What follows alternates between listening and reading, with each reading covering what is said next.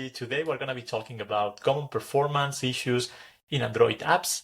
I'll be comparing the Kotzilla platform with Firebase Performance Monitoring to see how those platforms can or cannot identify and solve those problems. Okay, so in this comparative, we're going to be using the Now in Android application. So I have two versions of the project, one configured with Firebase and the second one with the Kotzilla platform. So we're going to be introducing three main issues in each one of the solutions. So we're going to be introducing an app startup issue at the beginning.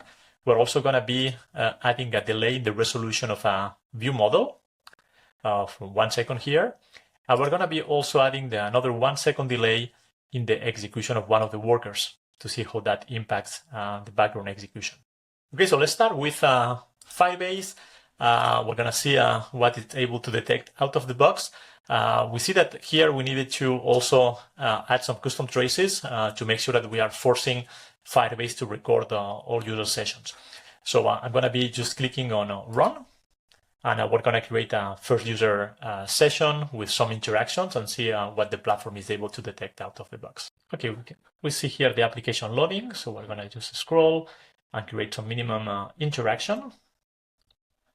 Just maybe still look into another article. And then it's going to be enough for this user interaction. Let's go to the Firebase console. Let's do a refresh and see what kind of information has been detected.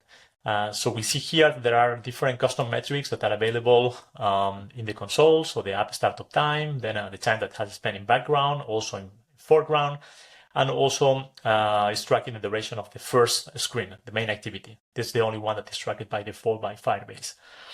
We can already see that there are here some app starts that has been detected, including the last session. And if you go down, we see also some other information that is tracked. So network request, here I didn't activate that. The different metrics that I just described before. And also, the screen rendering for the first main activity.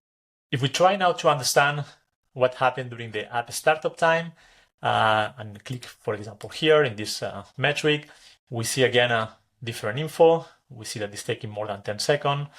We see also some different sample user sessions, but there is no more information. You don't know exactly what's going on. We can activate additional SDK traces here, but we will only get info about the CPU memory, but not any single info about which component, which part of the code is causing that issue. That's the same if we go to the custom trace that we added manually. We just get here a little bit more information about the 10 seconds delay, but again, no additional info about which is causing that. Actually, it's even worse for the other two issues that we introduced.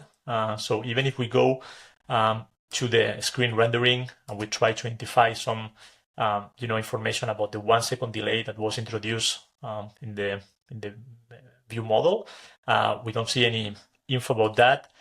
Same thing if we try to explore a little bit what happened during the application being in the foreground.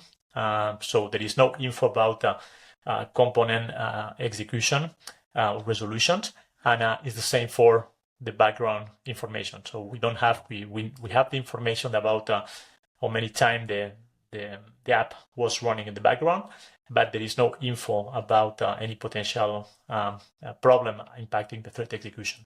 Okay, so we're going to do the same with the Now in Android version that is configured with Kotzilla.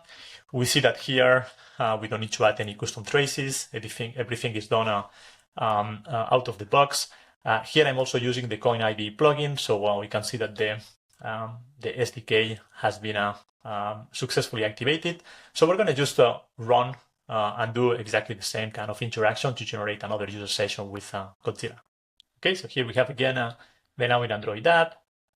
I'm gonna also click on some of the articles and generate some interactions, do some scrolling, and as we did in the previous one.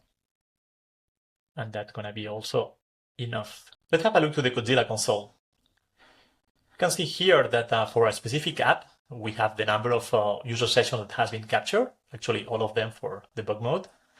We also have the list of issues, but sorted by category. So we can see that, for example, a startup performance issue has been detected and is sorted in the performance category. We also have architectural issues and even crashes, all in that under the same view. And then we can also notice that all the components that has been impacted are also highlighted automatically by the tool.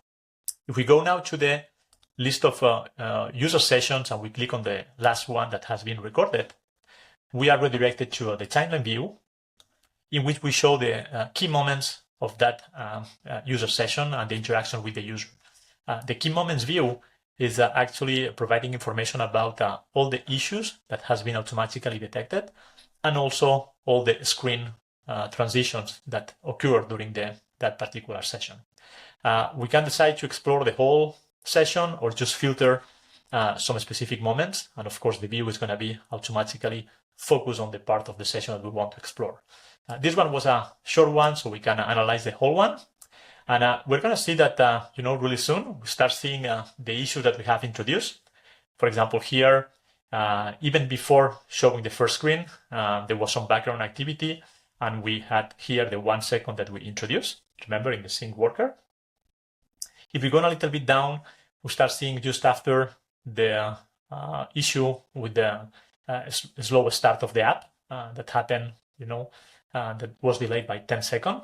And immediately after, we also see the 1 second delay introduced in the main activity view model. So in one single view, we have those 3 issues immediately identified. In addition to that, you have other information, like, for example, you have a view here with all the info about how the different components were executed among the different threads. So you can see exactly which threads are impacted, and most importantly, what is the impact on the main thread. In order to help us with the investigation, so we can click in each one of those issues that has been detected for one of the components, for example, here. And we're going to have, again, more info about which is the class that is impacted. Remember that we introduced a 1 second delay in the sync worker. So here we have exactly the class. We have the global delay. And not only that, you have information about all the dependencies that are associated to this component resolution. In that case, we can also see that another issue is detected by the platform, and it's aggregated here to the first one to say that one of the dependencies was resolving slow. So maybe something also that needs to be fixed. The good thing is, like, among the different issues that are impacting a component, the platform is also providing insight and recommendation on what is the main thing that should be fixed.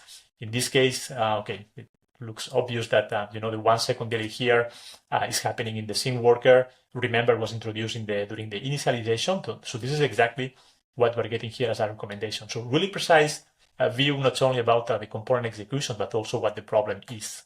So in this short demo, we saw the main difference between the 2 platforms.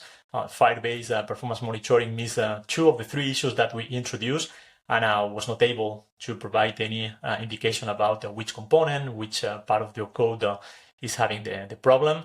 Even if you add manual tracing to get more information, you have the 2 main problems there. One is, like, you need to know exactly where to add those traces, especially if the issue is happening in production.